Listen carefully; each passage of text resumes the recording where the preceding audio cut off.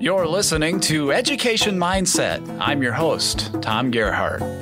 North Dakota's Teacher of the Year has received a first-of-its-kind grant to promote teaching and education. The North Dakota Department of Public Instruction awarded the $15,000 grant to Bret Dockter, who teaches at B.M Hanson Elementary in Harvey. Dockter, a Harvey Education Association and North Dakota United member, outlines plans he has in place to use the grant across the state. Bret, we're here in Harvey at B.M Hanson Elementary, your home base, and wanted to talk about a grant that you've received from the North Dakota Department of Public Instruction that you're going to use to help address recruitment and retention for educators across North Dakota. We'll get to that in a minute. I just wanted to start. I know it's been a challenging couple of years for all of us. How are things in Harvey? I know in education, there have been a lot of demands on teachers and ESPs and administrators, and how have things been going here? Yeah, nice to see you again, Tom. It's no different. It's no different in Harvey. We're, just in our grade school alone this year, we've had 2 teachers resign, both under the age of 30, just to move on and not to be in education anymore. And that's scary. All told, I believe we have 4 or 5 openings right now in our school district, and that's going to be a challenge to fill. I have a nurse a cousin that's a nurse, and she's telling me about just the huge deficits that our small town hospital is facing. So we're not immune by any means. And it's scary to some degree, especially in education, where you think we're losing great, bright teachers and the pond isn't as full as it used to be. I remember when I first started, the interview process was quite thorough, and you were just so thankful you got an interview. And now, even just to get 2 applicants, sometimes you're thinking, oh my goodness, that's such a huge thing. So I'm a little nervous about it, quite nervous, honestly. And I've been in cohort of National Teachers of the Year for the last two months, and it's all over. I visited with the Pennsylvania Teacher of the Year, and he was saying there are over 200% resignations from last year. They're way over the top of what they were. So it's not like it's just happening in North Dakota, and we got to kind of be starting to think about what are we going to do to fix this, because in the end, we're going to lose more teachers, but the kids are the ones that are going to pay the biggest price. North Dakota United had that survey. We released the results in January, and it showed over 70% of our members are concerned about retention for the upcoming school year, not even down the road. And You've just supported those numbers with the conversations you've been having with Teachers of the Year. What was your reaction when you saw that survey? Scary.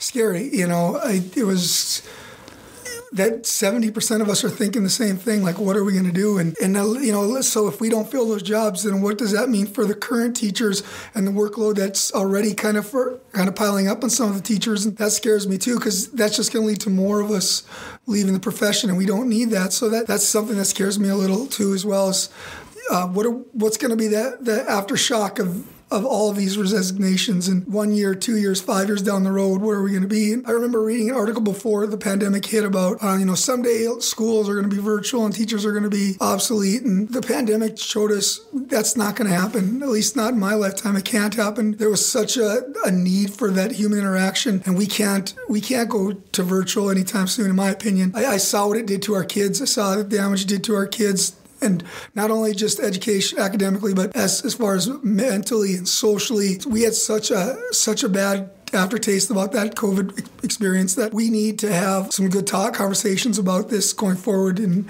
I think it's starting to happen. In mid-March, the North Dakota Department of Public Instruction put out a press release, and it said that you, North Dakota Teacher of the Year for 2022, have been awarded a $15,000 grant to promote teaching, the profession, and education. Congratulations, first of all, on that. Second of all, what are your broad plans? What was your initial reaction when you heard you got that grant? Thank you. And the initial reaction was, oh boy, this was the first one. And so, there was no going back to talking to Christy Ranke last year's 2020 one Teacher of the Year and saying, Christy, what did you do? Because it just hasn't been done yet. So you're starting from scratch here, and you want to make this worthwhile so that it continues and people see value in it, and you're reaching different groups. And so, my initial thoughts were, oh boy, here we go. But then, I started to visit with people and getting ideas. And initially I thought of going around and starting to speak on different things that excite me about education, and maybe I can ignite somebody else or spark somebody else, and kind of along those lines. Just any way I can promote teaching. I've often said it's the best job, because for a lot of reasons, but it changes every day. The kids are what it's all about. And, a lot of conversation always comes back to money. And of course, that's an issue. I get that. But most of us didn't get into it for money. It was about some other underlying value or thing like that. So I think maybe sometimes we just go back to find those things that why we got into it in the first place. And maybe that's kind of what I'm trying to speak on when I get out there. Well, let's talk about one of the topics that you have put some thought to. And the title, I think you said, is Why I'm Staying in Teaching. Yeah. That's powerful, even to reframe the focus that way, I think. Yeah. Well, I have a good partner here that's helped me. We were just sitting down looking at all of the reasons why people are leaving, and we were reading NDU articles and podcasts. We were listening to some of the teachers' podcasts, and everybody's talking about why they're getting out, and we thought, well, we're not. So what can we do to show people why we're staying? And we started to put together lists of reasons why we're staying, and in our presentation, we also include the reasons why people are leaving, and then we want to balance it why we're staying or why I'm staying, and then maybe at the end we thought, well, let's put down maybe some things that helpful tips, or if we can start researching ways for teachers to do some things for themselves, maybe take some of that stress off. And by no means are we experts on this, but we just wanted to give something back to those teachers right now. They're feeling the crunch, especially at this time of year. I think every teacher knows what it's like towards the end of the year, and you're starting to feel the crunch of the year. And so we're going to get back and a little bit of that. And we've got some exciting opportunities already. We put it on listserv last week, and I think in the first day we had 8 or 9 different engagements linked out already. So, it's kind of a really exciting time. I'm a little nervous. I mean, I'm nervous because I want this to go well, and I want people to see the value in it and take something out, because it's important to me, and that as my platform, it's important to me. What's the timeline on these engagements as you get them set up? Are you going to carry this out through the summer, try and squeeze them in before the end of the school year, right, pick them up in the fall? Yeah, so some of them are in the spring. In fact, I have one in 2 weeks in Drayton, and then the next week I go to Mayville State University, talk to some college kids, and then there's a couple that wanted the last week in April. Unfortunately, we think that's the week that we go to the Washington, D.C. for the Teacher of the Year stuff. So we're not sure if we can get those, and if that changes, then we'll work those out. And then we have 1 or 2 in the summer, and then 2 right in the fall, and just as orientation things. So we're kind of spread out all through, and it's kind of good. It's kind of a good thing, because I'm also, when I'm going out here, I'm hoping to hear from the teachers themselves, like, hey, what do I got here? What do you like, and what's not working, and can you share with me so I can continue to build off it? Because as I said, I'm a regular classroom teacher like every other person out there right now, and not every idea that I have is gold. And so they're bringing back some of these ideas will really help me, not in my presentation, but probably in my own teaching career. You mentioned, you want to balance in your conversations, in your speeches, why some people are leaving, but why you're staying. Yep. Let's just, and I know we've talked about this before, but why do you stay in the classroom? What brings you back day after day? Number one, kids. I have a passion to help kids, and they in turn inspire me.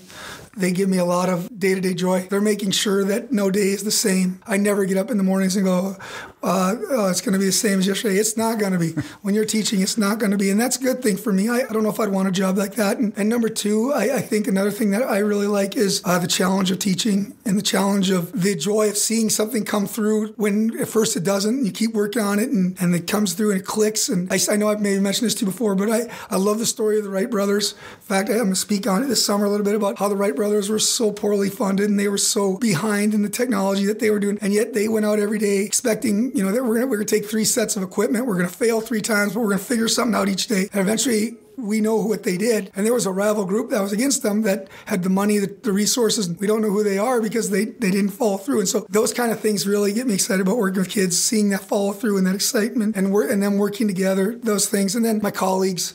I've had some really good mentors and people that I can go to all the time that inspire me and make me want to continue on, because a lot of them have now retired, and I think, they did this for 40 years and they did it well each day. I owe that to them at least, and so those kind of things are kind of things that keep me coming back. And I have some more. They're skipping my mind, but I don't want to give the whole thing away yet. That's right. Smart. Keep us wanting more. That's right. You mentioned a couple of educators here in Harvey under 30 have decided to pursue other things. You also mentioned when you go out speaking that you want to touch base with college students. And I know that's important to you inspire that younger generation, get them excited about teaching, and maybe share some things about what's happening out there. You mentioned Mayville State as one of the places you're headed to. Right. Talk about just making that connection with some of those younger teachers who are those aspiring educators who are just getting into the profession. Yeah, I'm really excited for that. I've had, in the last course of this year, I've had two student teachers in my room, which has been a blessing and been hard because with everything else going on, I don't feel like I was able to give them as much as I needed to. And they both did a great job, thankfully, and they're both going to be great teachers. So that's a plus. But I want to be able to give back to those new teachers because we so need them right now. We need them. We need their energy. We need their excitement and their ideas. I mean, the student teachers that I've had have brought in so much technology stuff to me that sometimes my head's swimming when they leave at the end of the day. But it's in a good way. And I want to get out to them and show them my path. I also want to make them understand that not every path is the same. Where you feel like you are, that's your path. And the other thing I want them to understand is you don't have to look like any other teacher around you. I do not teach like the person next door to me. She does not teach the person that teach like me. The important thing at the end of the day is we have a common goal, common set of ideas that we believe in and that we follow, and we work together to get our kids ready. And I just want them to understand that they are really, really important to the future of North Dakota right now. I can feel your energy and your passion. I'm sure people can hear it jumping through whatever speaker they're listening through. But why is it important to you to promote education and to inspire future educators? Yeah, it's really important to me. When I first last year got nominated and then they said, come up with a platform, I honestly didn't know what it was. And then I started to hear about the things that, people were leaving and seeing it through our own district. And I started to get worried because my daughters are almost, I'm going to have a senior and I'll have a freshman next year. So they're almost through the K through 12 path. But somewhere down the line, I'm going to have grandkids. And I know that my daughters would love to stay in North Dakota and raise their kids because they know how great this state is and how much value we put on people and education and all of those things. And I just worry that if we continue to lose quality people, we're not going to be able to offer what we offer right now. And I think we offer great stuff to our kids. So I'm really just trying to get out there and do my part and say, let's keep this thing rolling. Let's keep building instead of starting to have to punch in and patch in where we can. And I'm really hoping that if I can, honestly, I don't know what I'm going to achieve by getting out there speaking, but if I could get 3 more teachers to come back, that's at least 3 more that we didn't have. So that's kind of my goal here. Broad question, but what else can we do to help support those already in classrooms, whether they're younger teachers, veteran teachers, moving forward? That's a great question. Support. Support from the community is huge. And one of the things that I'm blessed with in Harvey is I've got great support from my community. We run a community project, and it's so unbelievable to see how people and businesses come together for what the kids are trying to accomplish. That's always so rewarding to me. And I think as I look back, that community pride and involvement in what we do has reinvigorated me. And I think maybe as communities, we can support our teachers a little stronger, a little better, and help them to feel that they're needed and wanted and that they're doing a great job. Another thing I think is just as fellow teachers finding ways to support each other. The Teacher of the Year program, I love the idea that they went to counties now. The one thing that I know you and I talked earlier this year about how many great teachers there are. And, just alone in my building, I swear there's 10 teachers of the year. And so you just go around the schools and you start promoting these teachers of excellence, just teachers that are doing so much every day and doing it without a notice, not without a call. And there's somewhere in this grant that if I can somehow start bringing some of these teachers to the forefront. I've been in conversations with our cohort from Teachers of the Year all across the nation, and some great ideas are coming out, like podcasts that we create that every week brings out a teacher, and maybe it's a scholarship, a simple scholarship for $100 to where teachers can apply and get $100 for their classroom to start the year. It's things I'd have to visit with the department on, but I just want to make teachers know that they're supported. We feel as a community that we're behind them. And I don't know, I'm always looking for ideas. So you got some, bring them on. Finally, you've put a lot of time into your career. I'm sure you've experienced highs and lulls. Yep. Maybe just a message of hope for some younger teachers or some folks who may be sort of on the fence as they think about coming back next year or perhaps the year after. Yeah. I was asked that question not too long ago as well about highs and lows. And I thought, I thought I had known a high or the low until we went through COVID pandemic. And that was the lowest I felt as a teacher, just because I didn't feel like I was doing anything on virtual, and you could feel kids getting behind. And I feel like that darkest day is behind us all.